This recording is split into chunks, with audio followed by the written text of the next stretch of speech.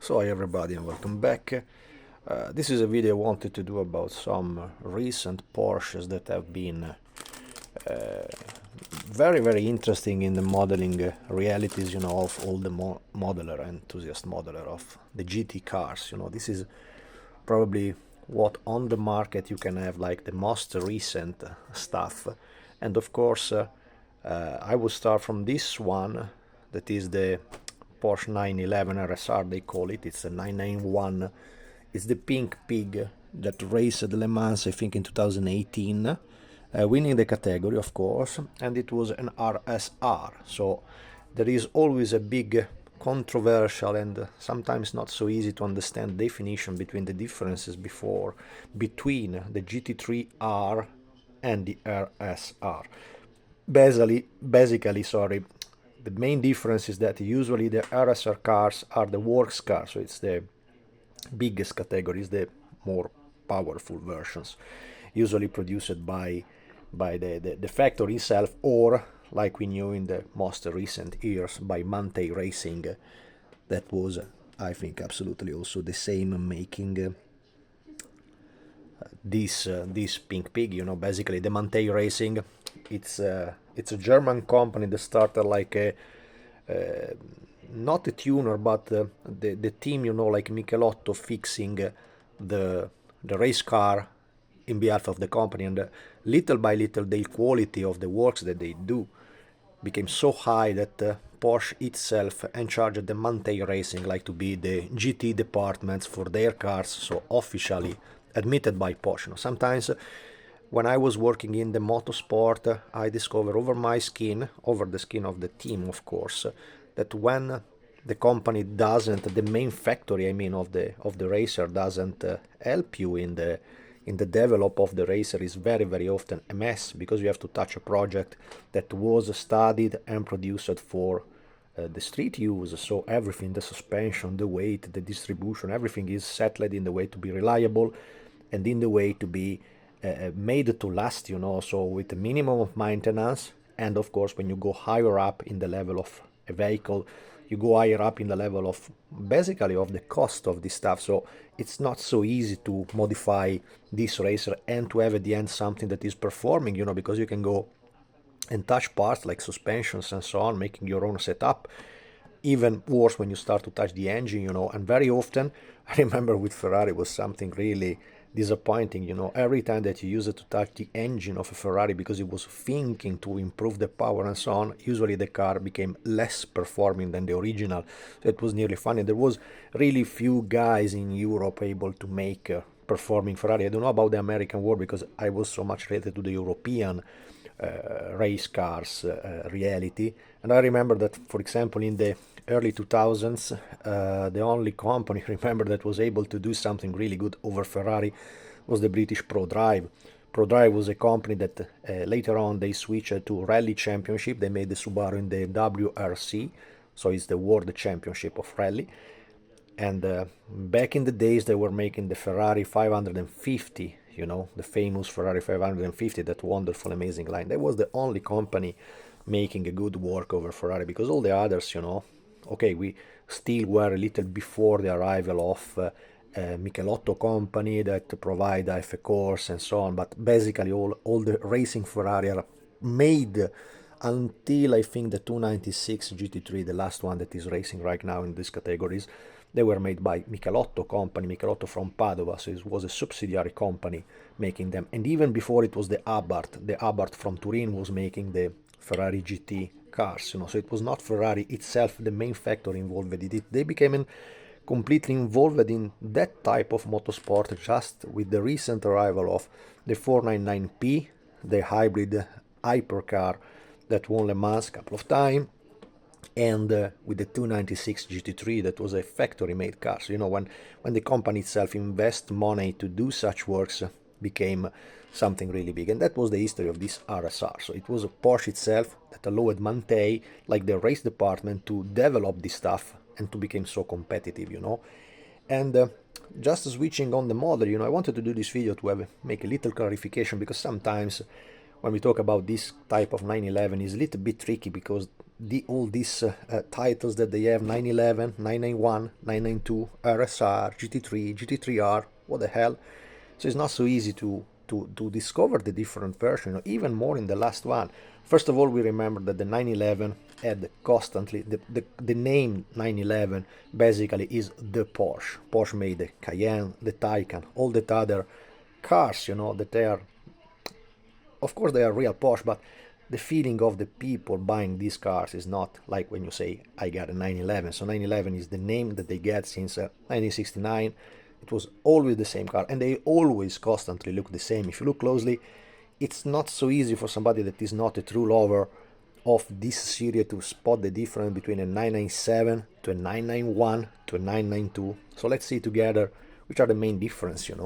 Basically, involving also the model reality. This was a model that became suddenly so famous because they resembled the livery that Porsche 917, I think it was a 917/20, had in the 70s. They call it the pink pig because they make it shorter. The aero wings coming from the 917, the mighty Gulf car, became shorter in the nose and shorter in the back, so it looked like a little pig.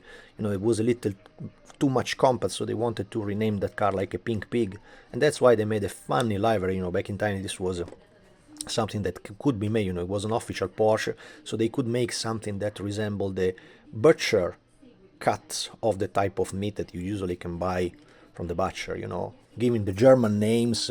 That is so funny, because when you see this little pig,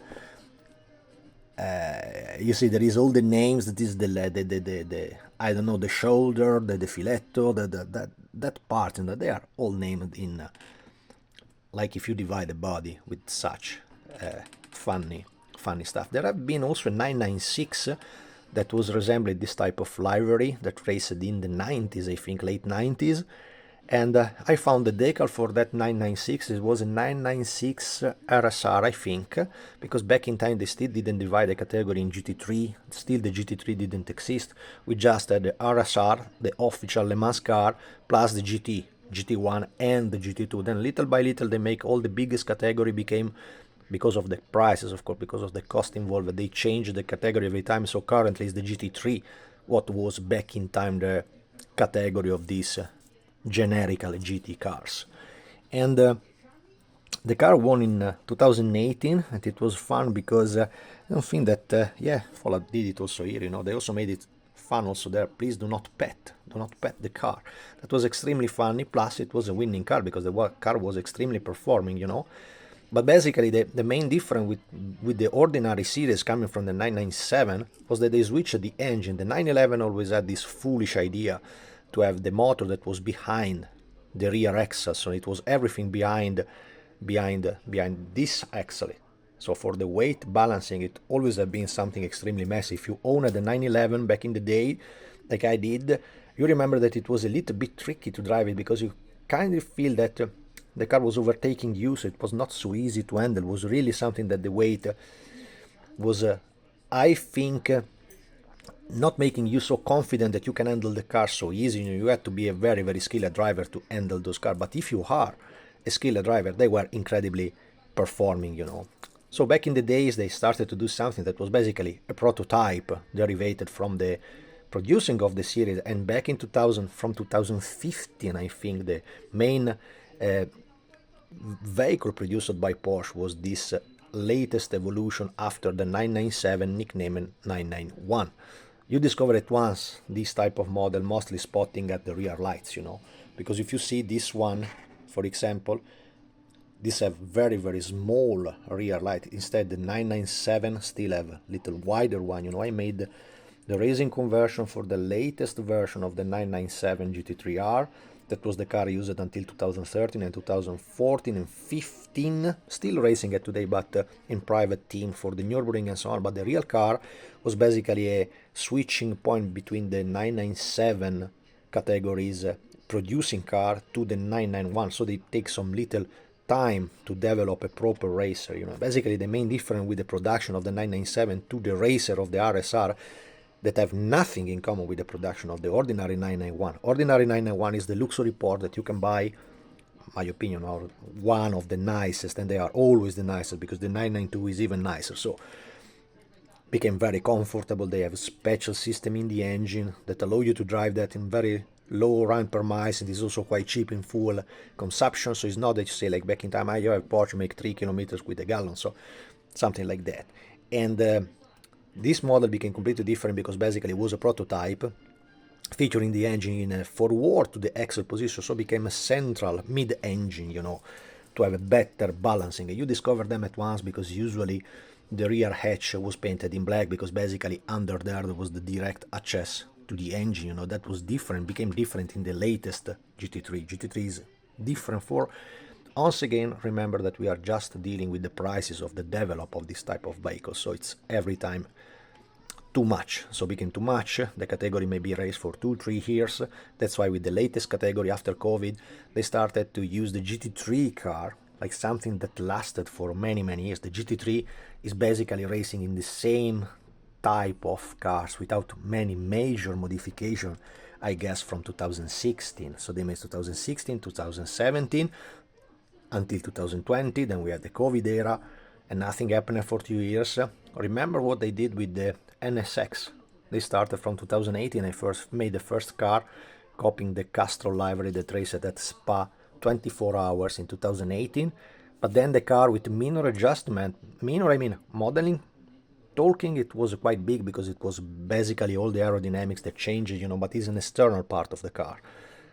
But basically the vehicle inside was the same with an evolution in the engine, basically the same identical stuff. They didn't change all the structure, didn't become a different model, and basically it's the same car that is racing right now, I think, in the DTM, still racing in America. So we are in 2025, the car is still there racing actively and sometimes also winning and making lap times and the fastest laps. So the car is still there. So didn't happen back in time. If you take the categories racing in the GT area of 2003, 2004, like I mentioned, that 550 made by ProDrive, then they switched to the 567 made by the other company, made by Abarth, made by Yas. So it was very different, but it was every time the cost that completely killed the stuff, because if you end with a car that is anyway a racer, so it can be something that after 3 laps is totally destroyed, burned, and you invest so much money for a category that lasts maybe 2, 3, 4 years, guess like that it's really making the all the tour becoming so much smaller. Modeling talking, this one that you are looking, it was not this model made by Nunu. The Nunu Platz is a very good company from Japan that make very nice subject, mostly with a quality that is at the level that I dare to say between Revel, Fujimi, something like that. It's not, in my opinion, at the level of a Tamiya kit, And they announced that this model, that was the 2018, you see, 2018 racer, and this arrived early 2025, late 2024 for Asian market and so on. So with today easy market that we have, that we can access to everything all over the world, a lot of guys buy them directly from Japan, paying nearly a kidney for them. But it was a car that basically arrived 6 years later to the real vehicle, So when I wanted to build up this model, that was the only option, the only possibility that you can have. It was a Brazilian guy, incredibly skilled, that made a 991, making like an evolution from the 997, because basically the window area and the windshield area is extremely similar in all the vehicles, so you have to work all over the body, and it became a huge work. The modeler that I'm talking to is Brazilian. Paulo Henrique Souza is one of the master modelers around the world, incredibly skilled guy, and he's able to do such stuff. I am not. I think many are not at that level. So the only alternative that you had to have in time, we are talking of 2019 when I made this model, was to switch to the slot car realities, and I have a very good relation to Fola Ozu from Slot Fabrik in Germany. Is a guy that also talks perfectly Italian, and he was making this type of carbon fiber body specifically made just for loss lacing. What does it mean? It means that you get just a slot body that is basically thin like a paper, quite difficult to work with because they are made in layers of carbon fiber to be extremely light. So the target of this type of model is to be very light. There is some reality, mostly from Germany, the one that I know, and I can talk just about Fola. and the faint design, you know, that they have incredibly skilled modeler making them. And it's the only reality where you see the slot racer that is real racer, so there matters the type of tires that you get, the type of motor that you get, like a real racer, you know, plus they crash very easy. And it's the only realities that make slot racer in 1/24 scale, that is the big scale for slot racing, looking so similar to the static model. In the static modeling, we are constantly focused on the extreme leveling of detail, so the copy have to be precise, have to be something that you say, the real car is made this way, I want to go for it, I want the proper color, I want something like that. Instead, in the slot racing reality, have to be, yes, the similar, as much similar as you get, but the point is that the car have to be performing, so it was the only way to have it. To make a long story short, the model was extremely difficult to build up, of course, because of this purpose. Also, the material was not a real plastic and so on, but I badly wanted to have the car, as well as Slot Fabric also provide a very a nice set of decal, like you can see. I read sometimes very often in the international forums or Facebook page that people is not happy with the Slot Fabric decal. These have been made with any major difficult from a Slot Fabric decal sheet, and you see that the decals is covering all over the body of the car, and I don't think any big issue with them, even in the curved areas and so on. So I mean, you can have, when you have the sheet, the decal sheet that cover completely, modern cars are nearly all wraps, you know, that one, the rexi is a wrap in reality, and the roxy too, the pink one, is the same one. But when you have a so big decal sheet, also in the ordinary plastic kits, they become a mess, even if they are made by cartograph and so on, and whatever you want, factory, they became problematic. I just changed them, I think, at the time with the wheels coming from the Nunu Plus BMW M6, because at the time they announced a very nice catalog about GT Racer, but of course, probably because the price of the molding is very high today, so develop this stuff means that you have really to invest a big amount of money. So you go little by little, you announce a lot of stuff. Also, their promo was a little bit messy because they announced the RSR with the name, it will be a GT3 with vents over the fenders. So what did arrive? We didn't know. We had to wait 6 years, realistically 7 years, to have the model available in the shops.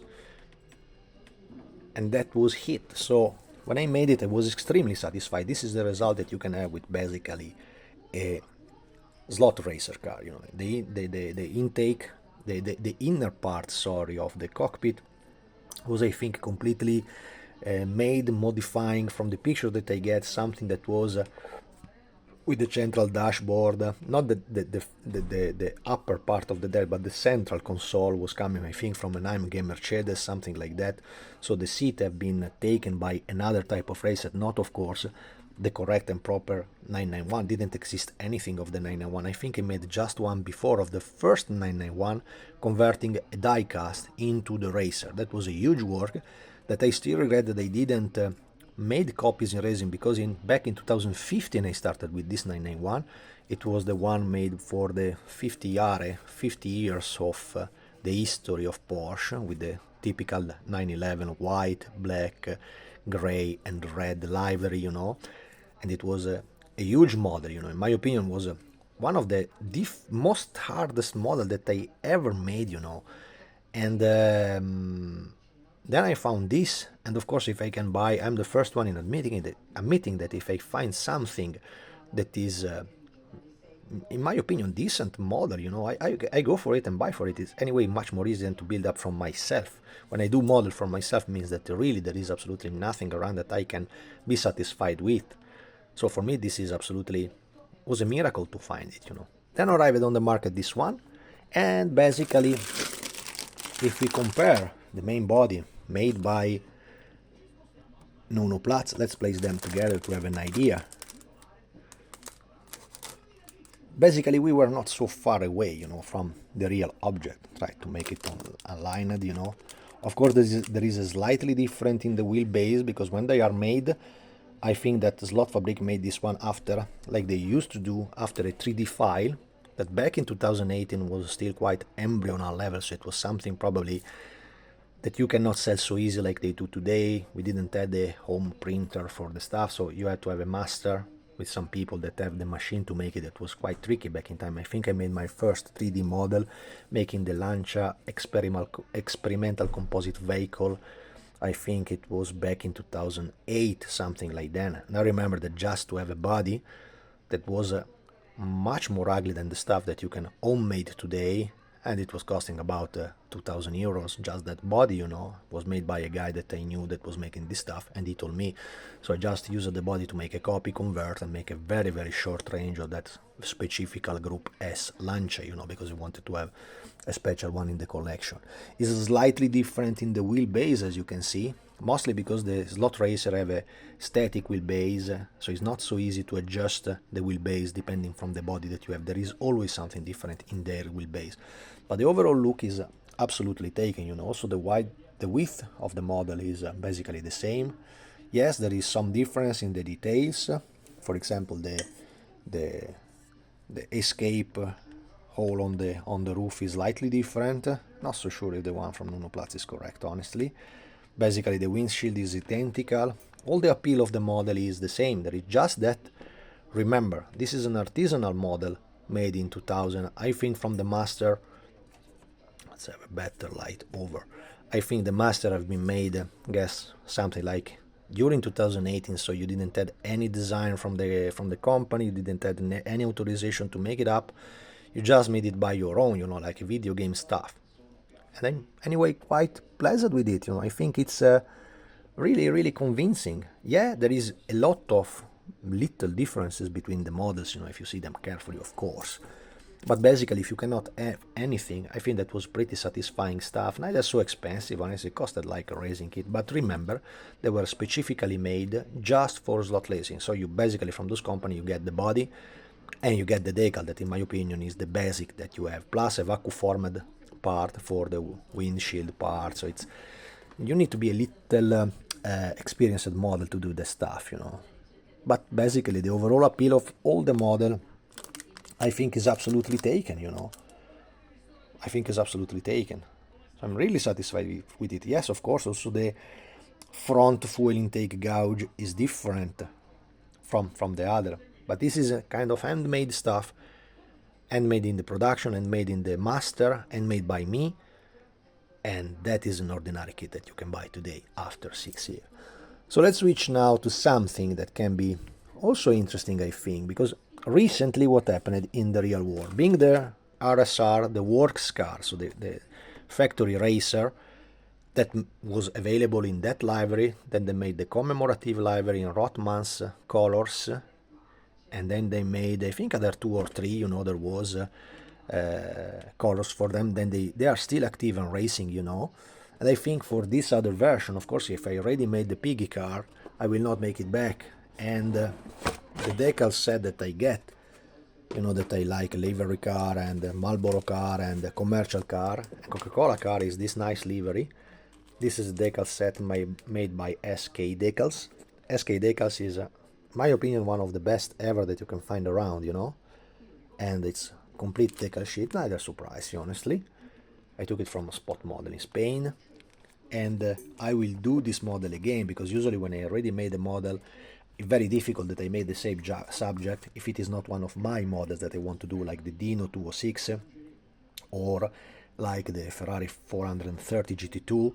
I made in different liveries, you know, 2-3 car, because it's my model, it's my production. But when it is a kit, I honestly don't want to do it again and again and again, so I need to be done with it. With this model, it happened that I found it in this Baracca store, and I suggest everybody to check for Loris, modellismobaracca.it. Is a very nice modeling real shop, not just an online shop, in Monza. And Loris is a long time friend, you know, they are family friends since, I guess, let me say 50 years, something like that.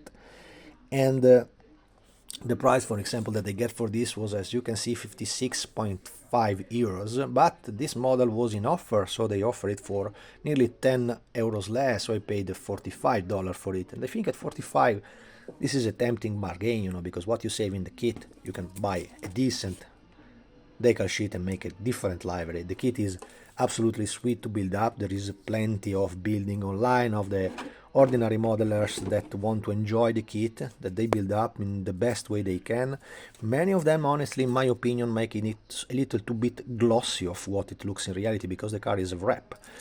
And they make it glossy like if it is a saloon car, so it's absolutely unrealistic. But from a modeling point of view, many like it, because when you see that candy glossy, this, that is a real candy. If there is a little scratch, no, make it perfect. Maybe it's okay, I understand it. Also, I have client that wants something like that, and we can do it, with the proper gloss. If you see my model, is not this big issue, but the reality is that the real racer is not so glossy like many modelers want to do them. That is just a modeling freak that we have when we want to go for something that is extremely glossy. And then we arrive to one of the greatest discussions that have been around, because as I say, it is not so easy to spot from far away. They absolutely look the same identical car. What are we talking? The white, the pink, and the green. Which is the difference? The difference is easy. In the last, let me say, nowadays is something like not 10 years, because they changed it from the 991 GT3, that was slightly different. You recognize the GT3 version of the 991 because she had the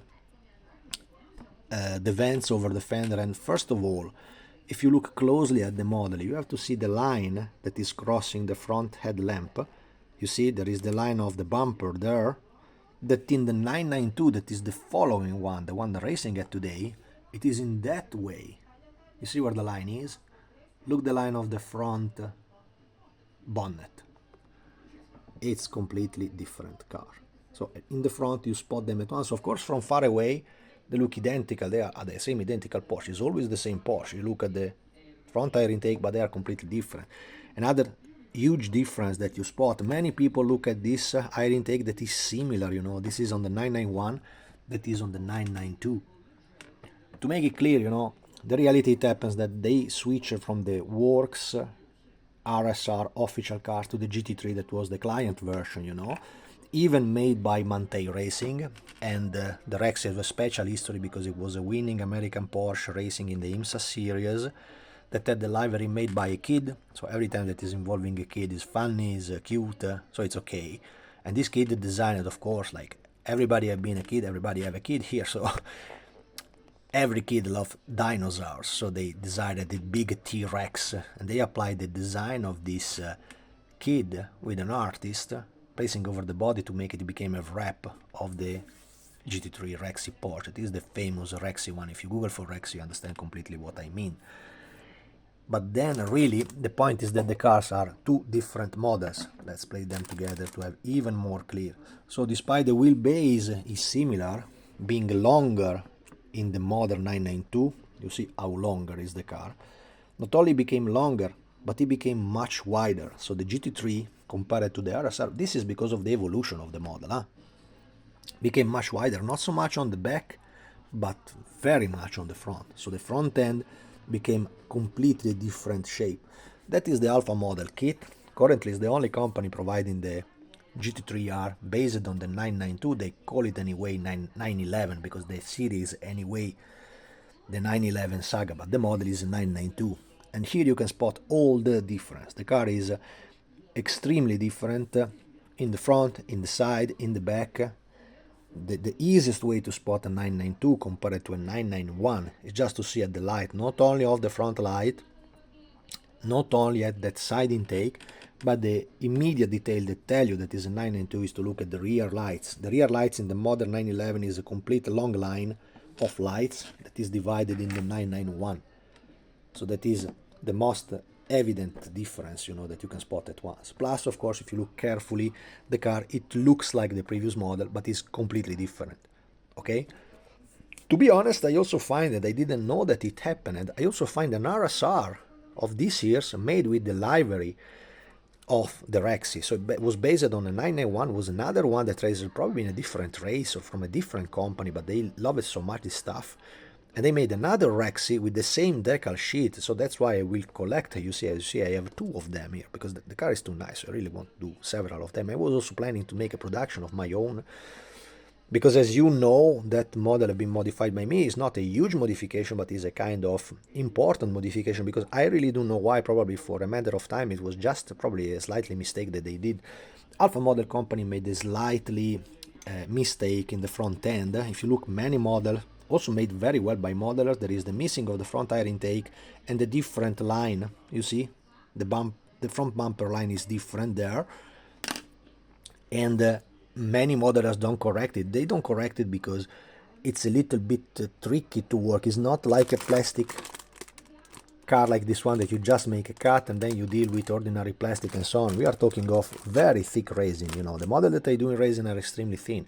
This company, probably for the technique that they have to produce so nice body, they are nearly perfect, you know. The shape is absolutely taken, the model is fantastic. So Alpha model, you go, really is bulletproof stuff, but is extremely thick like the Studio 27 did. So to do that, the secret is just to drill from inside and go deep, unless you reach the end of it. You see how huge is the drilling there?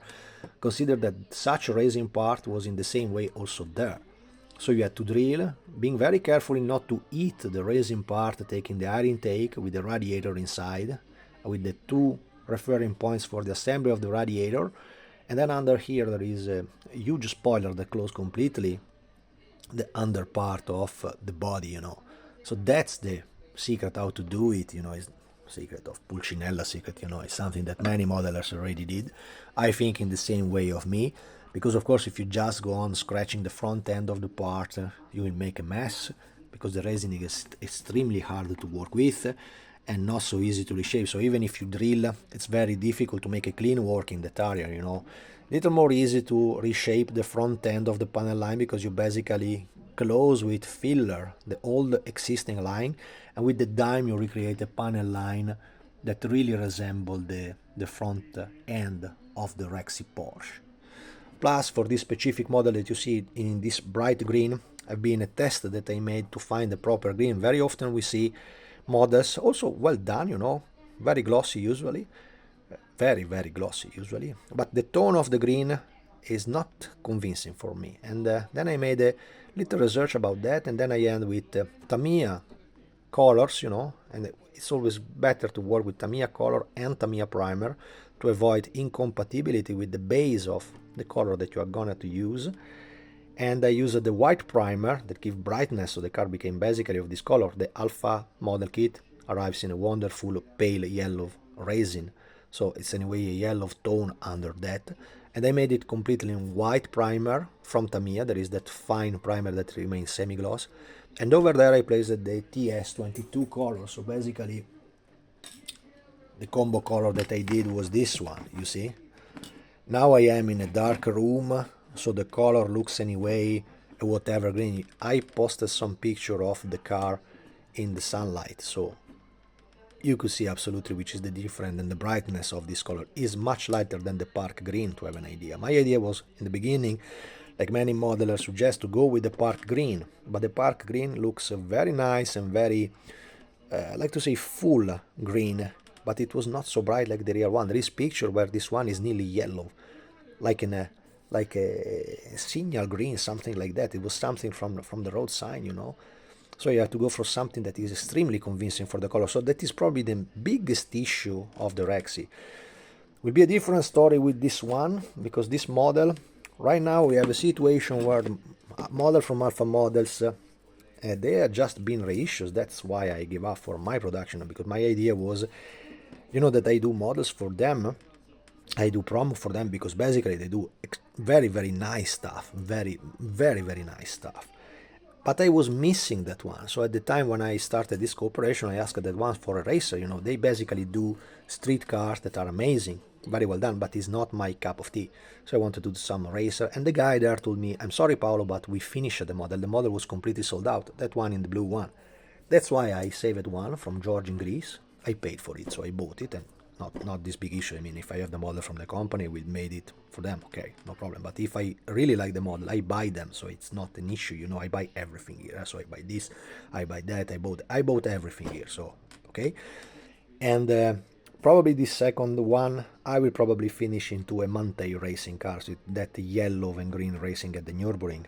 I like it so much, but surely not in the very near future, because for now I just want to concentrate and to finish at my best this Rexi, because Rexi I think is something so important in the collection of Porsches, that is a symbol of today's racer. Daytona winner is a so famous American Porsche, so I want absolutely to have that car, you know. Instead, the Mante is for the Nürburgring racer, you know. Nürburgring cars is in my heart, so I absolutely want to do them. In the same way that I made for the RSR, that was a pink pig, and this will become a Coca-Cola car. So that's it. This is the main difference when we are spotting 991 and 992 model. Basically, it's always the same 911. They are constantly the same, you know. There is also people that in reality buy the body kits to update the 996 to make it become a 992, to make an ugly mashup of something that if you spot the real difference between the car, you say, oh, Jesus Christ, what have you done here, mate? And that's it. This is lovely racer, you know. I think absolutely the 911 family is something that in a collection you can never get enough. I think I have today something like 200 models of Porsches between RWB, 143 scale, 118, 112. The 1-to-1 I sold, but I can say that I had it, so it was 993. If I had it today, it was big money, today money, but I had it in the 90s, so in the 90s was just a kidney cost to fix the car, and I was, you know, second owner, so not so many money to invest in such stuff, and I enjoyed for a little bit, and then I switched to something a little more comfortable and easy to handle for the maintenance cost, basically. That's it, guys. Brief story about this model. Hope you like it. Place a like and follow the channel.